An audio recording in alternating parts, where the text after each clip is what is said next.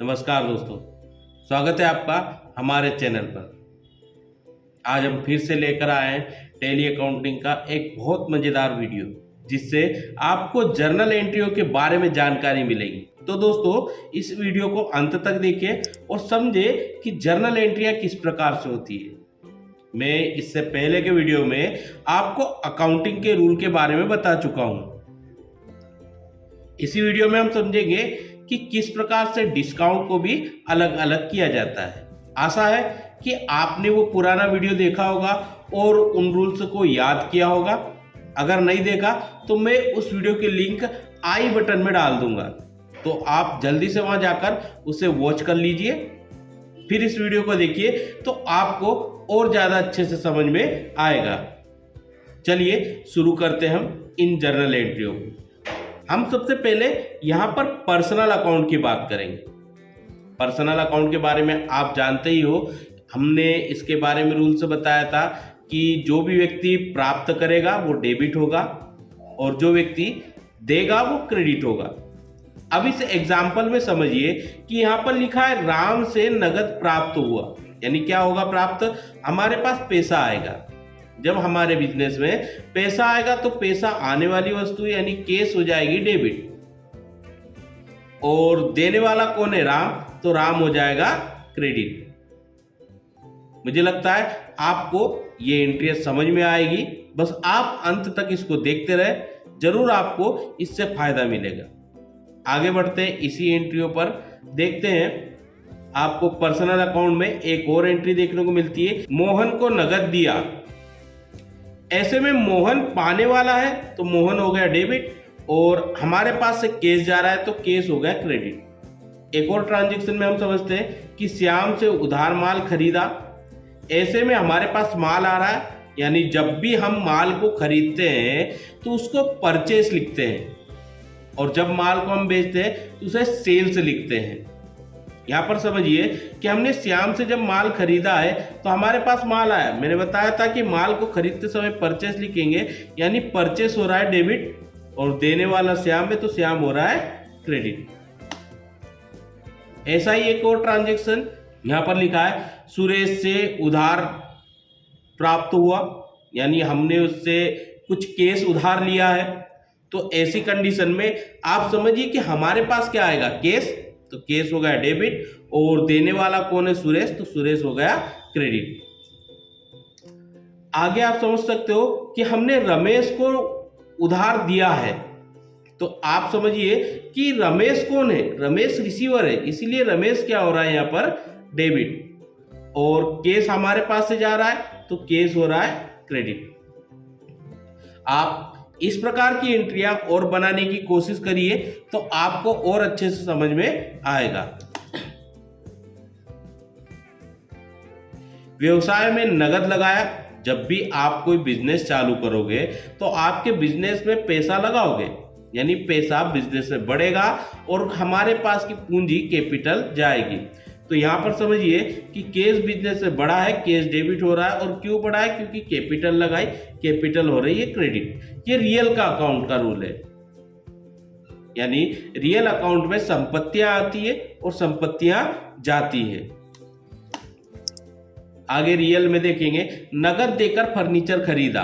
आपने पैसा दिया और फर्नीचर खरीदा। तो ऐसी कंडीशन में समझिए दोस्तों कि आपके बिजनेस में फर्नीचर आएगा और कैश जाएगा। तो समझिए आपके पास जो फर्नीचर आया वो डेबिट हुआ और कैश गया वो क्रेडिट हुआ। ऐसे ही समझिए रियल में कि आपने मशीनरी बेचकर नगद प्राप्त किया। तो ऐसी कंडीशन में आपके पास क्या आना चाहिए? कैश। कैश आ रहा है यानी डेबिट हो रहा है, और मशीन जा रही है, मशीन हो रही है क्रेडिट। कैश डेबिट हो रहा है, मशीन क्रेडिट हो रही है। आगे समझिए, बैंक से नगद निकाला। जब बैंक से आप नगद निकाल रहे हो तो आपके पास कैश बढ़ेगा, और बैंक दे रही है, बैंक हो जाएगी क्रेडिट।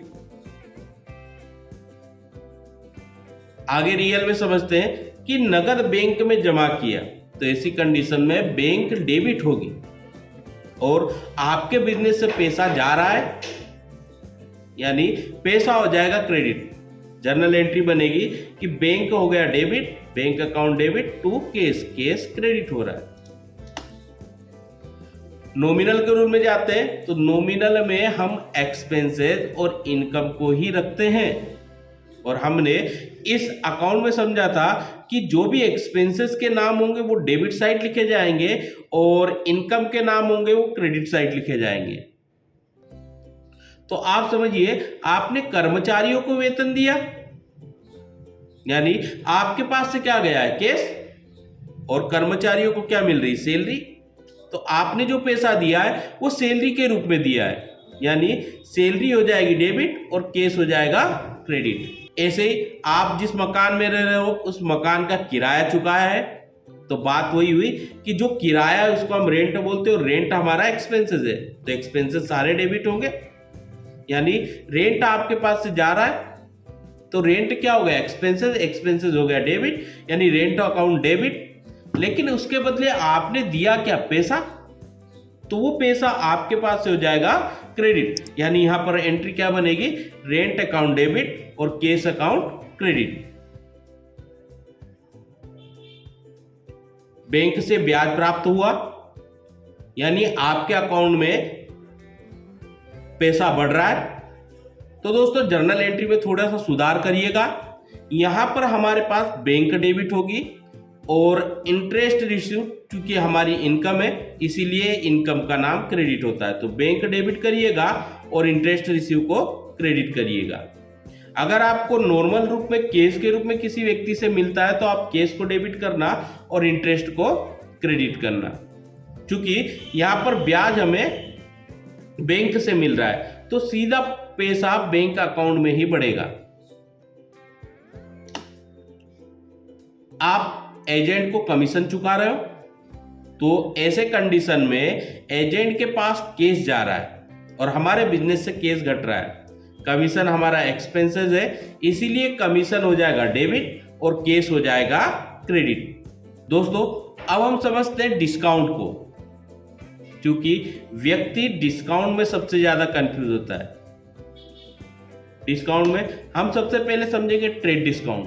ट्रेड डिस्काउंट वह छूट होती है जो लिस्ट प्राइस पर दी जाती है, लेकिन यह अकाउंट बुक में रिकॉर्ड नहीं की जाती, केवल इसे इनवॉइस में ही दर्शाया जाता है, अकाउंटिंग में कोई एंट्रीज की नहीं होगी।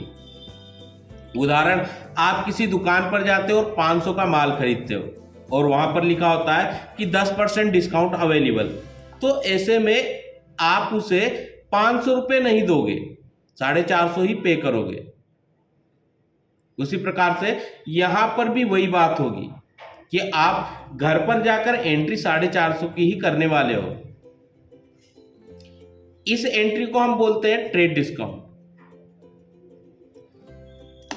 समझ सकते हो आगे? यदि सामान 10,000 रुपए का है और 10% ट्रेड डिस्काउंट है तो ग्राहक से 9,000 रुपए ही लिया जाएगा, क्योंकि 10,000 का 10% 1,000 रुपए होता है। तो एंट्रीज में क्या बननी है, कस्टमर अकाउंट डेबिट और सेल्स अकाउंट क्रेडिट। अमाउंट लिखेंगे 9,000 रुपए। आगे बढ़ते हैं कैश डिस्काउंट की ओर, नगद छूट। यहां पर लिखा है कि कैश डिस्काउंट वह डिस्काउंट है जो ग्राहक को समय पर भुगतान करने पर दी जाती है, इसे अकाउंटिंग में रिकॉर्ड किया जाता है, पेमेंट जल्दी करने पर दी जाती है, नॉमिनल अकाउंट में आता है, एंट्री जरूर होती है, यानी कैश डिस्काउंट की एंट्री पक्का होगी। कैश डिस्काउंट की एंट्री करनी ही पड़ती है क्योंकि हमें ग्राहकों का हिसाब पूरा करना होता है। इस एंट्री में आगे समझ सकते हो कि हमने लिखा है कैश डिस्काउंट नगद छूट। राहुल नाम का ग्राहक विजय ट्रेडर्स से 10,000 का उधार माल खरीदता है, समय पर भुगतान करने पर उसे 500 की छूट दी जाती है। कैश डिस्काउंट की एंट्री में आप देखोगे राहुल की किताबों में जर्नल एंट्री होगी, विजय ट्रेडर्स डेबिट हो जाएगा क्योंकि विजय ट्रेडर को चुका रहा है, केस क्रेडिट होगा और साथ में डिस्काउंट भी हमारा क्रेडिट हो जाएगा क्योंकि डिस्काउंट मिल रहा है और डिस्काउंट जब मिलेगा तो इनकम होगी। विजय ट्रेडर को 10,000 चुकाने थे, लेकिन 500 छूट मिलने पर केवल 9,500 का भुगतान किया गया। राहुल ने 500 की छूट डिस्काउंट रिसीव के रूप में दर्ज की है। आगे आप देखोगे कि विजय ट्रेडर अपनी किताब में जर्नल एंट्री किस प्रकार से करेगा। क्योंकि यहां पर विजय ट्रेडर को पैसा मिल रहा है तो उसके पास कैश बढ़ रहा है, यानी कैश डेबिट होगा, और विजय ट्रेडर डिस्काउंट दे रहा है तो डिस्काउंट एक्सपेंसेस है, और एक्सपेंसेस हमेशा डेबिट होते हैं। तो एंट्री क्या बननी है, cash account debit, discount account debit, और देने वाला कौन है, राहुल, तो राहुल हो जाएगा क्रेडिट। यानी पूरा ट्रांजैक्शन बन रहा है cash account debit, discount account debit to Rahul. व्यवहार था 10,000 का, कैश आया 9,500 और डिस्काउंट दिया 500 का, और चूंकि राहुल का पूरा हिसाब यहां पर क्लियर हो रहा है तो राहुल 10,000 से क्रेडिट हो रहा है। यहां विजय ट्रेडर ने राहुल से 9,500 प्राप्त किया और 500 को छूट मान लिया है। तो आई होप कि आपको इन सारी एंट्रियों से समझ में आया होगा कि जर्नल एंट्री किस प्रकार से होती है। आप ऐसी कुछ और एंट्रियां बनाने की कोशिश करोगे। अगर आप चाहते हो अच्छे से अकाउंटिंग सीखना, टैली सीखना, तो आप इस वीडियो को लाइक करें और साथ ही अपने दोस्तों के साथ भी शेयर करें। चैनल को सब्सक्राइब जरूर कर लें ताकि आपको टैली से रिलेटेड आने वाले नए वीडियो के अपडेट समय पर मिल सके और आप अपनी अकाउंटिंग को इनहेंस कर सकें। चलिए मिलते हैं अकाउंटिंग टैली की एक और नई क्लास में। तब तक के लिए धन्यवाद। जय हिंद।